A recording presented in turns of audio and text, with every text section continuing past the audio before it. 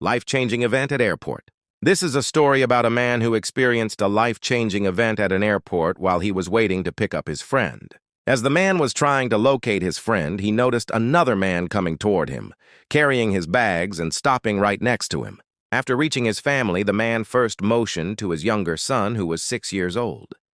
They gave each other a long, loving hug. As they separated, the father said to his son, "It's so good to see you, son.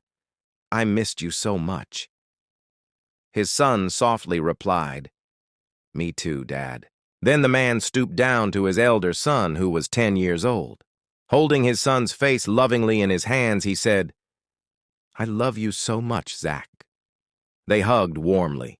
While this was happening, the man waiting for his friend noticed a baby girl, about 1 year old, in her mother's arms, watching her father with excitement and joy.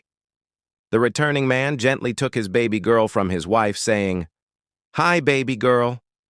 He kissed her all over and held her close to his chest.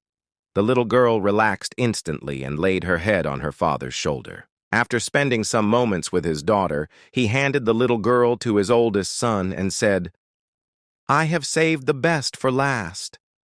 Then he turned to his wife, gave her a passionate kiss, and whispered, "I love you so much." Holding hands, they smiled at each other warmly. For a moment, it seemed like they were a newly married couple, but looking at their children, the man waiting for his friend knew that couldn't be the case. Feeling both amazed and curious, he finally asked, "Wow, how long have you two been married?" The man smiled and replied, "We've been together for 14 years and married for 12 of those." Still curious, he asked, "And how long have you been away?" The man laughed joyfully and said, 2 whole days." The man waiting for his friend was stunned. 2 days? He repeated in disbelief. Judging by the intensity of their greeting, he had assumed the man had been gone for weeks, if not months. Amazed by their love and affection after so many years, he murmured to himself, "I hope my marriage is still that passionate after 12 years. The man who had just reunited with his family stopped smiling for a moment, looked deeply into his eyes, and said, "Don't hope, my friend. Decide."